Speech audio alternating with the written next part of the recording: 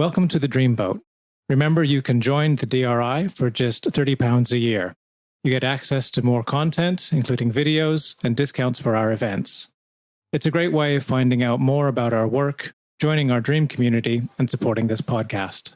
Details in the show notes and at driccpe.org.uk/membership. Welcome to the Dreamboat podcast, a place where we talk about everything dreamy, all you wanted to know about dreams and where you might find some answers. My name is Dave Billington, and I'm a psychotherapist, and I'm also director of the Dream Research Institute. And I'm joined by fellow psychotherapist Laura Payne. Hello, I'm Laura Payne, and I'm also part of the Dream Research Institute. And we're called the Dreamboat because we are actually recording our podcast on a beautiful canal barge here at Little Venice in London called the Boat Pod. We'll be looking at dreams, talking to guest experts, and answering your questions. Now, let's get on with the episode.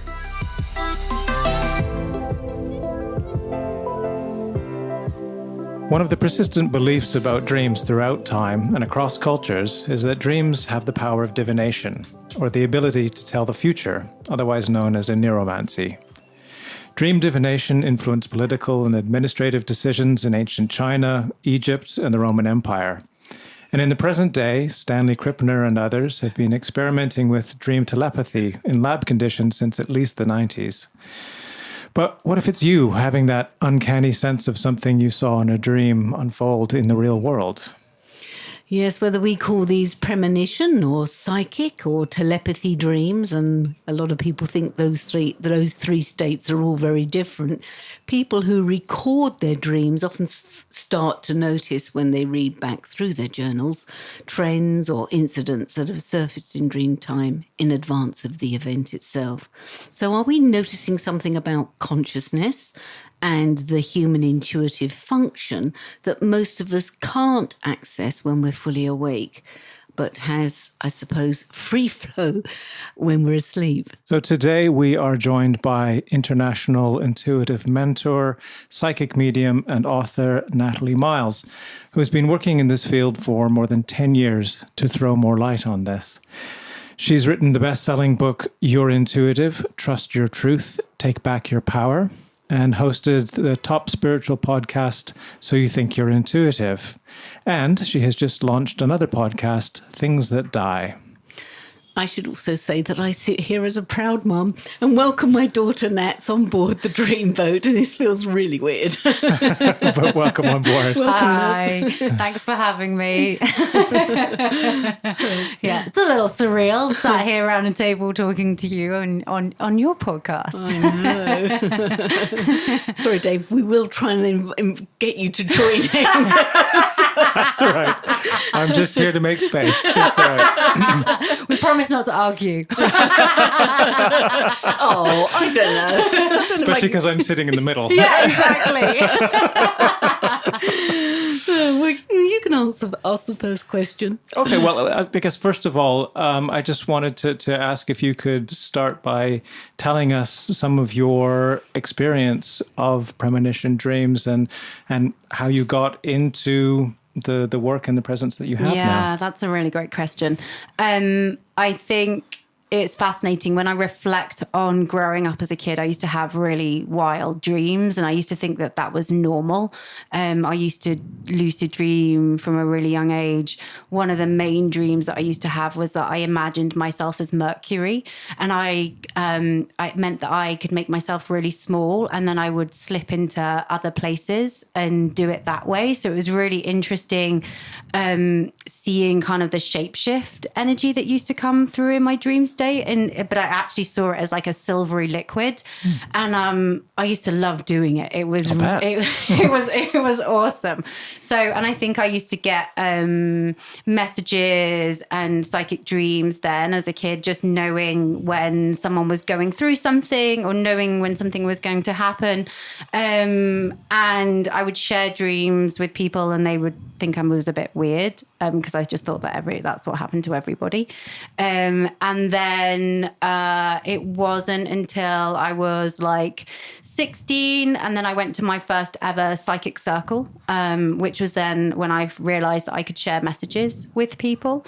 And that was really potent of realizing, oh, okay, these imagery, these feelings, this is what I'm seeing and experiencing, and realizing that if I shared them, it was giving insight for someone else.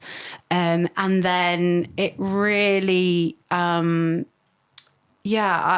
my 20s, I worked in film.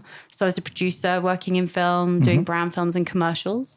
And then it wasn't until I moved to Vancouver in Canada where I really began to really step into my psychic gifts, what that meant for me, and really honoring the dream state, honoring what was coming through in dream state, and really beginning to play with it, because I think there was just an energy of it came so naturally that I didn't, do you know what I mean? That I didn't have to do that. And seeing the power of recurring dreams and what that was sharing with me, that then turned into lots of wide and different psychic dreams, from talking about global events and things happening to loved ones on the other side coming through in dream state, so I could share messages to friends or give them specific guidance of specific things they needed to do in dreams. Or I was like, your mum came to me and I'm supposed to share this with you.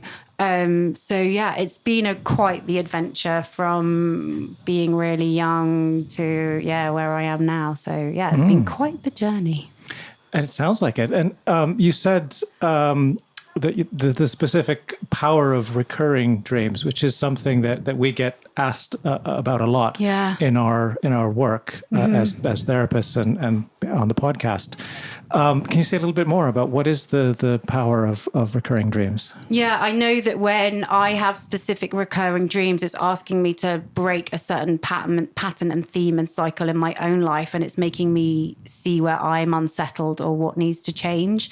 So I would always have a couple of recurring dreams around everyone else was running a race. I was really sporty as a kid, and the dream was always that I was running a race and everyone had the right equipment, but I didn't. They had shoes on and I didn't. I had no shoes on. And it was just like, I'm like, why am I not wearing shoes? Or it would be... I had a shoe on or I didn't, or I was going through old belongings, which was really fascinating. And then I used to also have regular tsunami dreams with big bodies of water that used to come in. And then I did a big clearing around that, a big energetic clearing. And then those dreams stopped, which was really, really powerful to kind of loop that cycle off, where I stopped having the tsunami dream, which was awesome, if I'm not going to lie. Yeah. Well, and I'd really like to ask you more about that, because again, there's a few things there you've said which are really familiar in terms of the dreams that people bring into therapy, or the dreams that weigh on people's minds. So definitely, not being ready for the sports event, or being ready for something. That's a very familiar experience. But maybe to focus specifically on the tsunami dream, because it's a very familiar image, and it is absolutely terrifying for people when they face that, and they wake up not knowing what that is and what that means. So what did you do when you talk about clearing that energy? How was that for you, and what went on? For me, it was looking at, again, what was happening in my own personal life at the time, and also looking at the, sometimes I would survive the tsunami, and I would, I was imagining and visualizing that I could hold my breath for a really long time, and that it was easy for me to dive really deep underneath the big wave that was coming. And then sometimes I was on a boat and I was experiencing it on a boat. And then sometimes I was actually moving to higher ground, and actually kind of with a group of people, moving to higher ground. And actually, one of the people that really helped me was someone that works with what's the word I'm looking for? Homeopathy. She actually breaks cycles of recurring dreams using homeopathy, and especially around tsunamis. And it was fascinating. She gave me a course of homeopathy, and it stopped the recurring dream, which was why. And she said that it really, obviously it worked. And I also looked at what was going on in my life, in my own personal relationships, and that it was also a visual marker of where things needed a really drastic change. Things needed a really big, important reset, and that I wasn't looking at my own emotional quality beneath that as well. The tsunami dreams have always been really interesting. And what was wild was, I don't know if you've seen Avatar 2, the second one. No, I haven't. Okay, No. well, I don't want to give you too many spoilers. But before I went to see it, about 4 or 5 days before, I hadn't seen any of them film before. No trailers, no nothing. And I had a dream specifically involving a boat sinking and like this particular metal type of boat. And in the middle of watching Avatar 2, I went, oh my God, I dreamt this like 4 nights ago. How the boat tipped on its side and everything. And I was like, whoa, I feel like my dream is coming to life by what the film that I was seeing. And it was like a really powerful moment of mirroring what I'd experienced in the dream to what was being shown in the visual. I mean, that's pretty fascinating, given that we've talked about the Avatar films on the podcast before, and the fact that they came from dreams, originally from James Cameron's dreams. Yeah, I was going to say the same thing. It's interesting, isn't it? What is it? What are we talking about here? Are we talking about the fact that the mind or consciousness has this ability to leap forward and beat time and space? I was thinking in particular of premonition dreams. I just wondered what you as a psychic medium make of premonition dreams. What do you think is going on? For me, I feel like it's a preparation. I feel like we're being given an insight into it's preparing us for what is next. It's preparing us physically, emotionally, mentally, and spiritually for the challenges or transformations that are coming our way. And it's giving us an insight to be ready for that or be open to receive it, because a lot of the time we're not open to receive the big change and the transformations that come our way and see it as these big, powerful death and endings that can be seen as overwhelming or bring up fear or bring up pain. And the premonition dreams are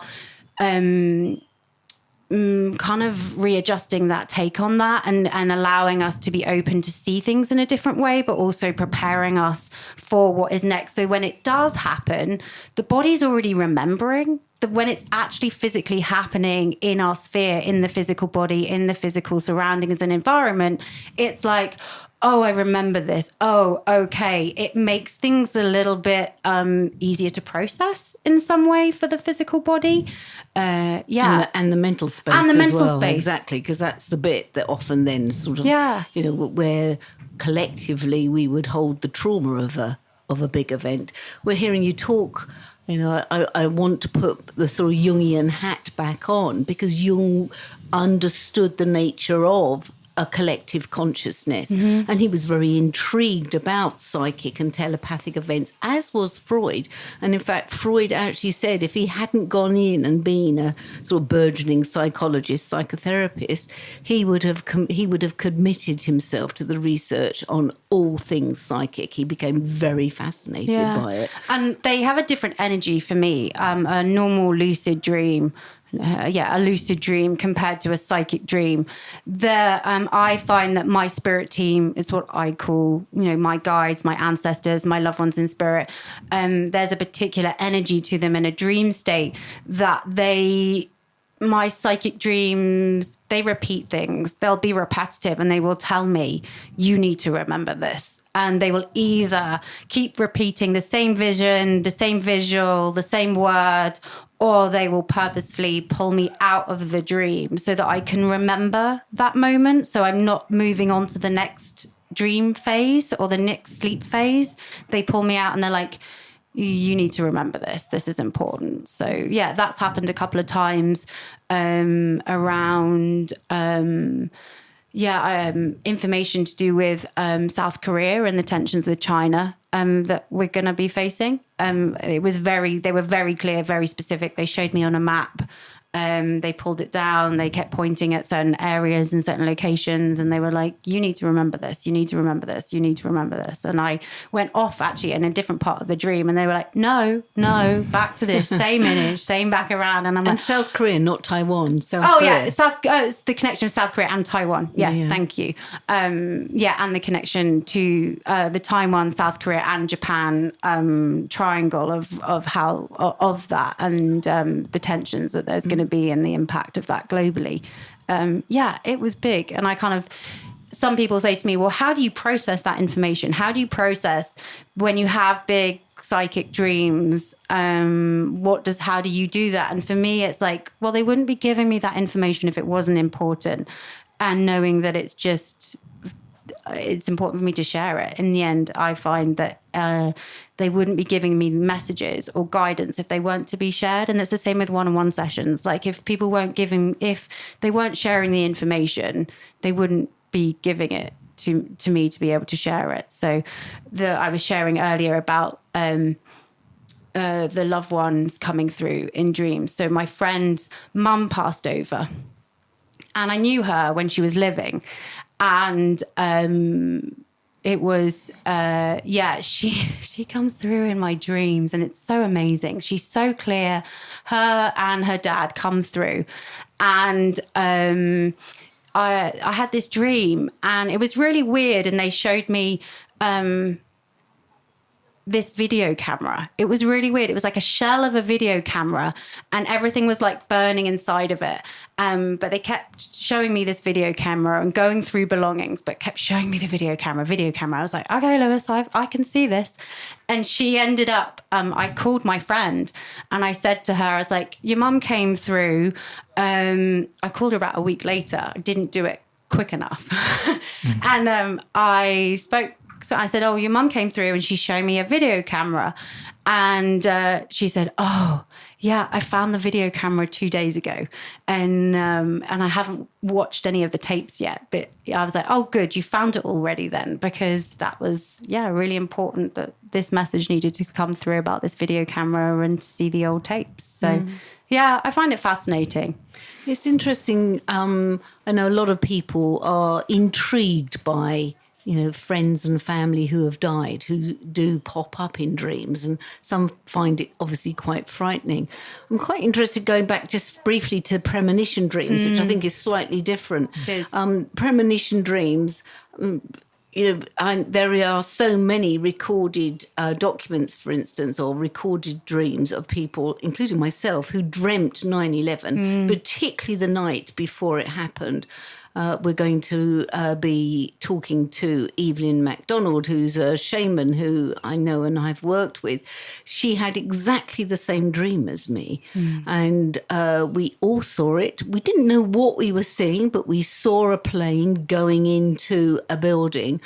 And a lot of people, psychics, whatever you want to call this, had this impression of an eye. It was almost like the eye of Sauron out of the Lord of the Rings, looking at you just to see where you were. It felt very evil. It felt as if it was like checking up on people that might be aware of the event. I know this sounds spooky, but collectively around the world, a lot of people had exactly that dream, which I find really, really interesting, because it's not just a sort of, a one-off piece of hearsay, that there is a collective body of evidence to show that as an event, there was that a lot of people went through premonition dreams on the back of it.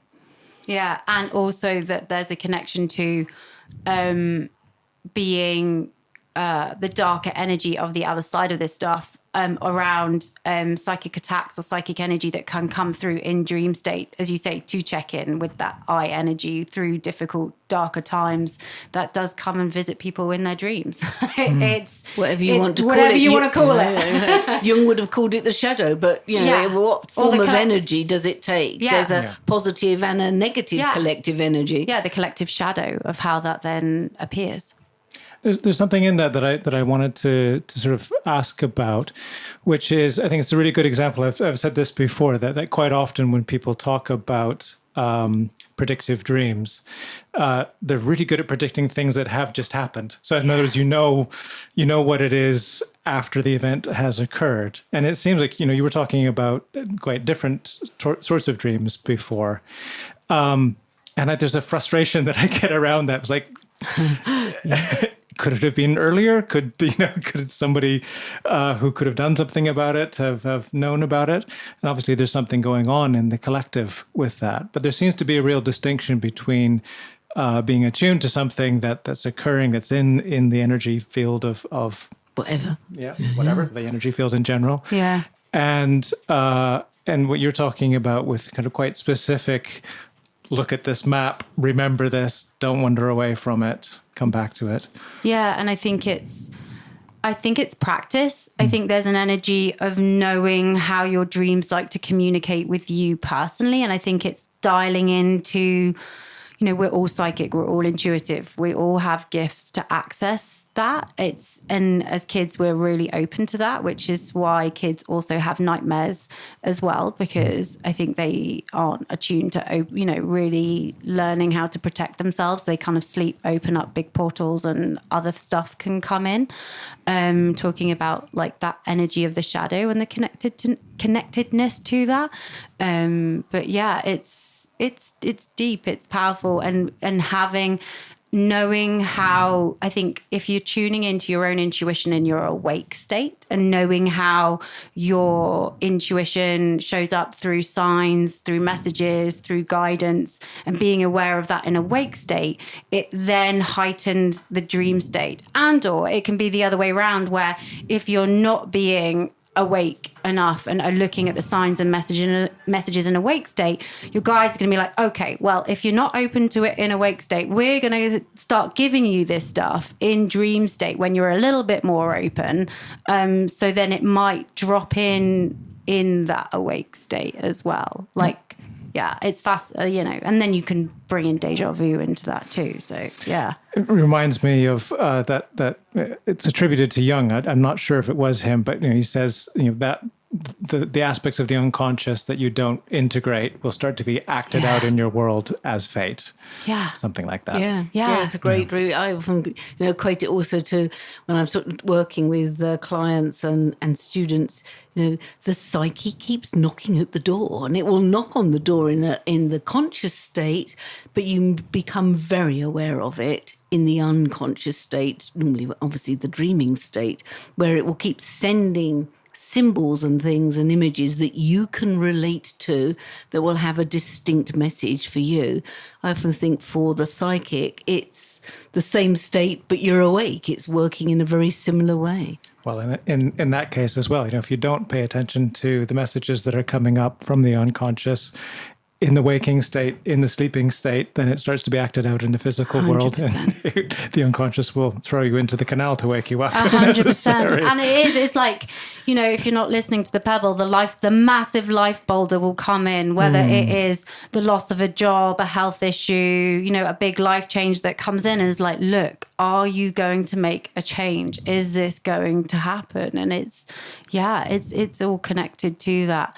And I find it fascinating as well within client sessions, how like literally just last week I was giving someone a message and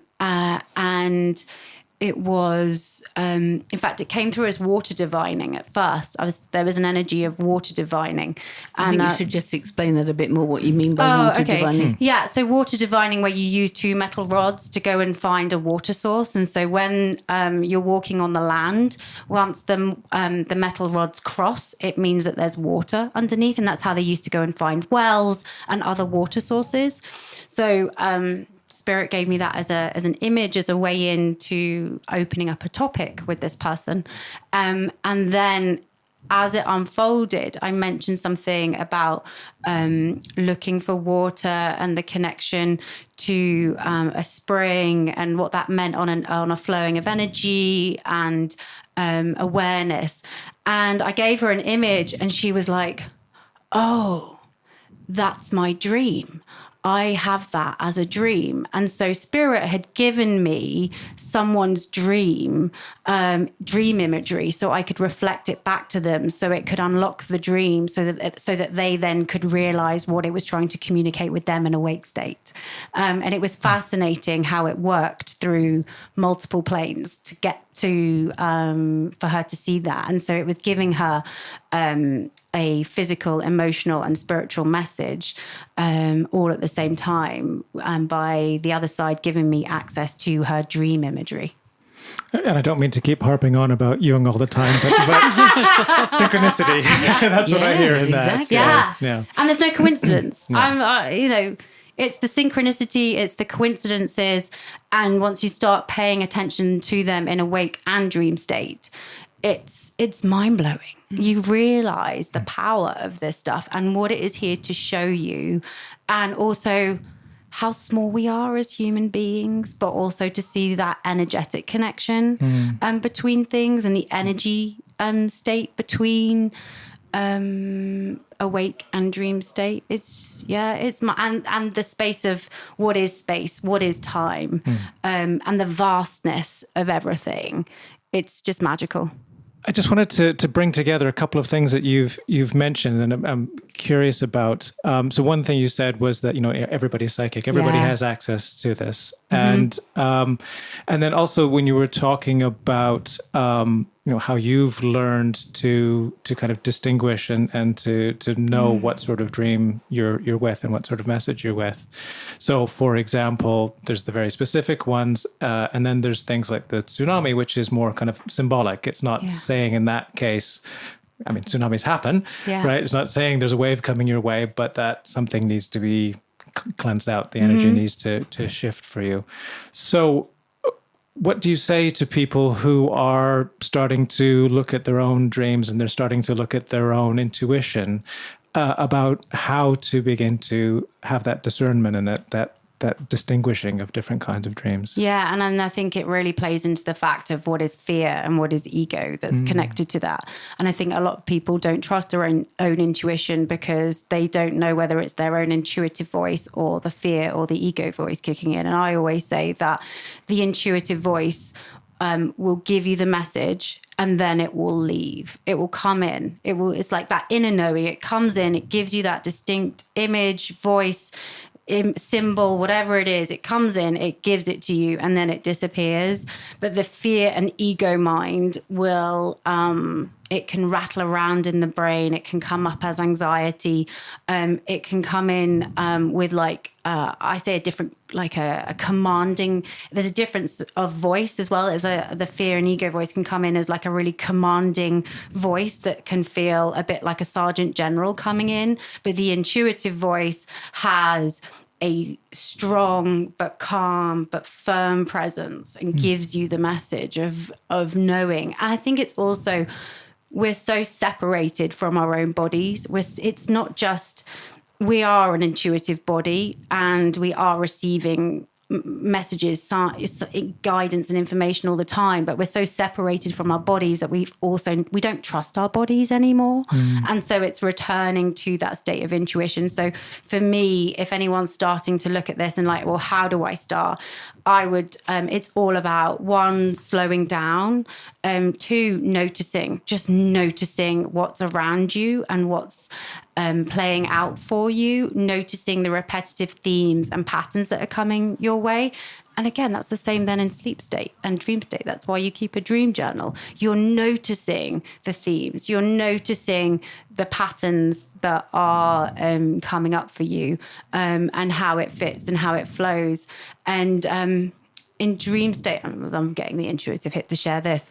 I have like I kind of want to say it's like a safe space in dream state that I've created, like a talisman, which I call, for me, it's a special tree that I always go back to. It's a place where I start my dreams and it's a place where I end my dreams. But it's also that if I'm experiencing a dream where I don't like it, or I don't like the energy, or it's turning into a nightmare, or I'm being pulled into places I don't like, I always return to the tree, and it becomes like a bit of a dream sanctuary, but it's also a place that I leave from and go to set me up. But it's become an intuitive dream practice state for me to be able to do that.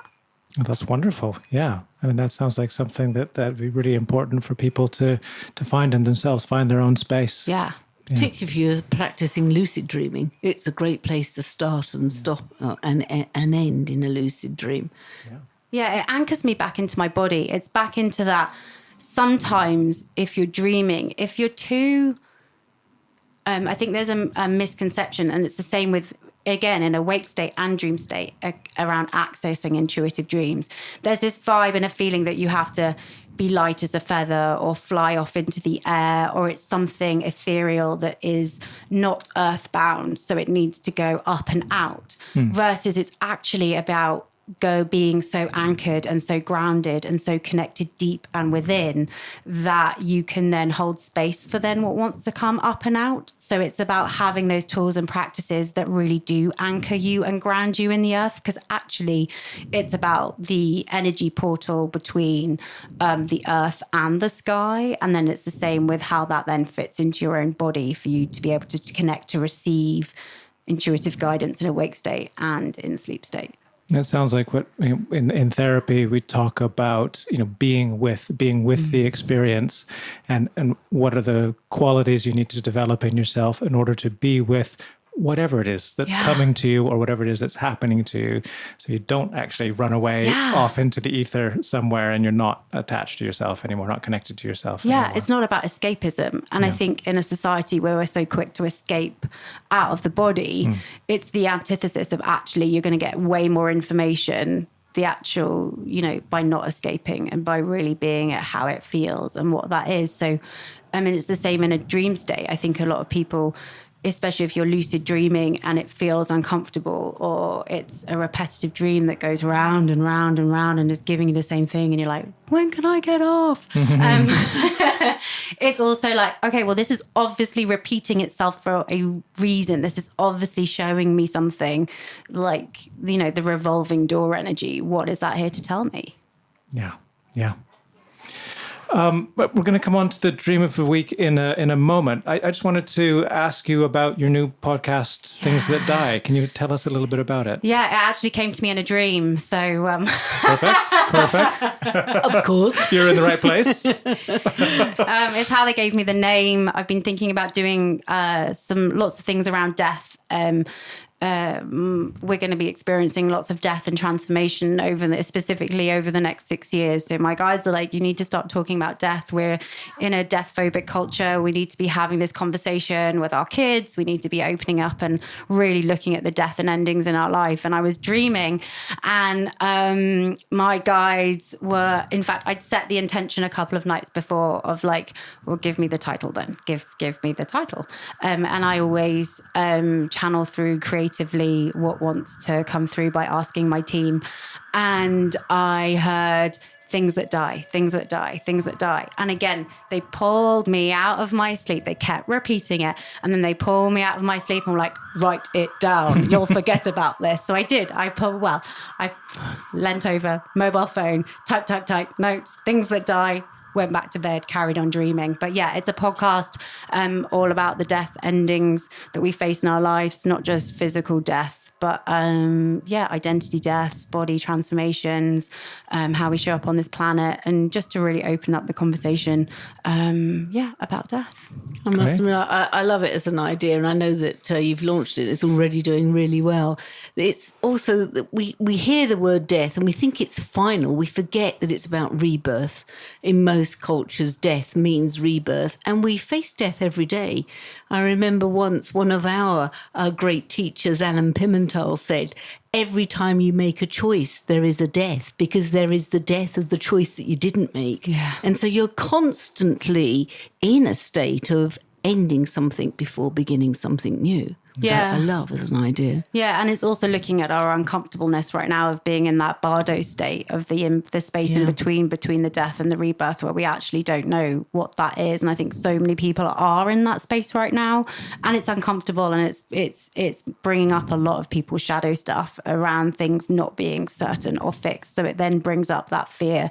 So it's a really the conversations are awesome. It's been a real. I'm speaking to so many different people around their takes and opinion on death, and we're going deep. It's fun. Don't get deeper than death. Exactly. I was thinking when you were talking about the bardo state, for the Tibetans, obviously it's a part of Tibetan Buddhism. The bardo state is again that space between life and death where you are lost almost in. It's a bit like purgatory, I suppose, in the Christian state, but you're lost before you make a decision about whether you're going to be reincarnated back into life again, or moving on and not being reincarnated. And so the bardo state, again, has this notion of rebirth attached to it. Yeah, and I guess you could then even say that dreams are like being in the bardo too. Yes. And the connection between that, of that space in between where we actually... liminal world of the liminal consciousness. space. Yeah. Okay, well, shall we move on to our dream of the week, or dreams of the week? Dreams of the week. Dream of the week. Natalie, I think you said there were a couple of interesting experiences with you and your sister that you're going to talk about. I love the fact of like synchronicity dreaming, when you telepathy dreaming. Yeah, telepathy dreaming, or dreaming with the same things. I do it with my sister. We've done it quite a lot. One time we were speaking, it wasn't until the week after, and I don't know how it came up in conversation, but she was like, "Oh, I had this dream," and I was like, there was this old white house and a driveway. And I was like, what day did you have that dream on? And she's like, oh, I think it was like last Wednesday. I was like, okay, yeah. And this white house, was it like really old? And did it have this like tree outside the front? She was like, yeah. And then it turned out we were dreaming about a spy house that was used in the Second World War. And we both could describe the layout that we both saw, and the people inside of it. And it was just really fascinating. And both of us like, why are we having this dream? This is really interesting. That was kind of wild. That I should add a bit onto that. You should. This spy house is my grandmother's house because she was a spy in the Second World War. Okay.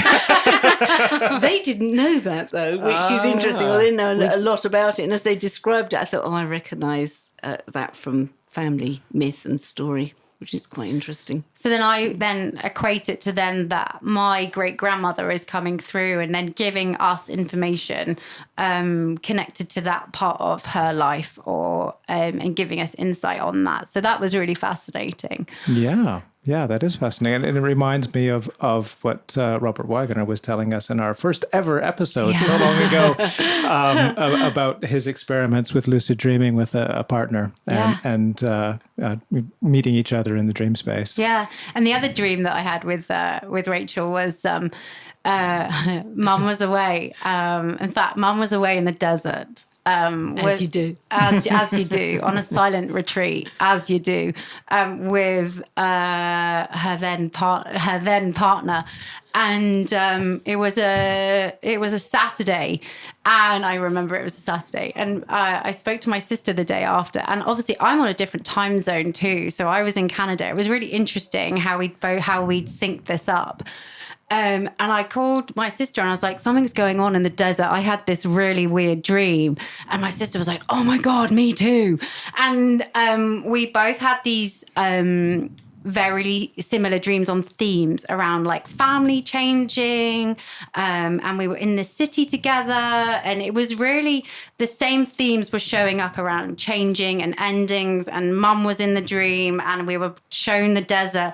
And in the phone call, I was like, I really think that Mark's proposing to Mum. I was like, it just feels like, and again, in the awake state, I had seen this signpost. In fact, it wasn't a signpost. I'd driven across past a shop that was called Noor, Noor, which is, I don't know if my mum minds me sharing this, but it's her Sufi name is Noor. And so when I saw Noor, I was like, before the dream, I was like, something's going on in the desert. And then the dream happened. And then I spoke to Rachel. And what was hilarious is that Mum comes back from the desert and and obviously my sister's psychic too. And she turned, and we both turned around to Mum and were like, what happened in the desert, Mum? Because we were like... Called out by your daughters. I know, in the dream world, of course. It was just so funny, absolutely hilarious, because it's knowing that there is, like those big moments, those big life-changing moments can show up when we're deeply connected to people, and how we're getting insight and messages that they're going through things or they're going through transformations. Yeah, it's really powerful.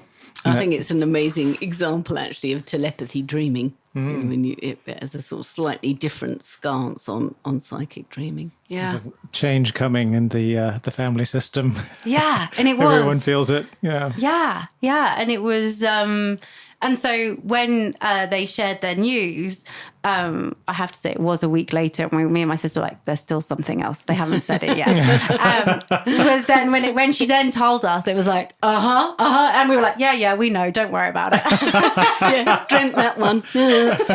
Anticlimax.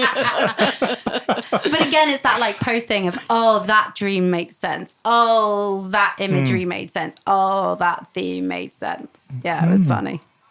Yeah, no escape from psychic dreamers. Yeah. Got a house full of them, apparently. So. All right. Well, that's probably all the time that we have today. So, Natalie, thank you so much for coming aboard and speaking to us. It's really great to meet you and hear about your experience. Thank you. Thanks for having me on. Yeah, I suppose I should say the same thing. I don't know, I think I might talk to you after. Classic. You're going to be in trouble. No, thank you. And to everybody, sweet dreams, sweet psychic dreams, or premonition dreams, or telepathy dreams. Yeah, keep sharing your dreams, as Dave will say, but I'll hand over to him, because in the end, this is about sharing your dreams. You can see the connections, and I think that's really beautiful. Yeah. Thank you both very much. And keep dreaming and keep sharing your dreams. So, thank you for joining us for this week's episode. Don't forget to like us and leave comments on your favourite podcast platform. As I'm sure you know, that's the way we build an audience for the Dreamboat podcast, and also to spread news about dreaming. And as we said, there are many ways you can share your dreams at the DRI, the Dream Research Institute. Yes, we have courses, events, and workshops, and we want to hear from you. So check out the show notes for links, or find us on Instagram and on our Facebook page and on our website at driccpe.org.uk. And if you want to explore your dreams further, or you would like to support us, you can join the DRI as a member for just £30 a year. As a member, you will get discounts for all of our events and short courses. You'll get our newsletter with latest dream research news, and we'll also be adding other special member benefits during the year. Of course, members' dreams will always be given preference for reading on the podcast Dream of the Week slot. So go to the link on the show notes and become a DRI member today. Keep dreaming and keep sharing your dreams.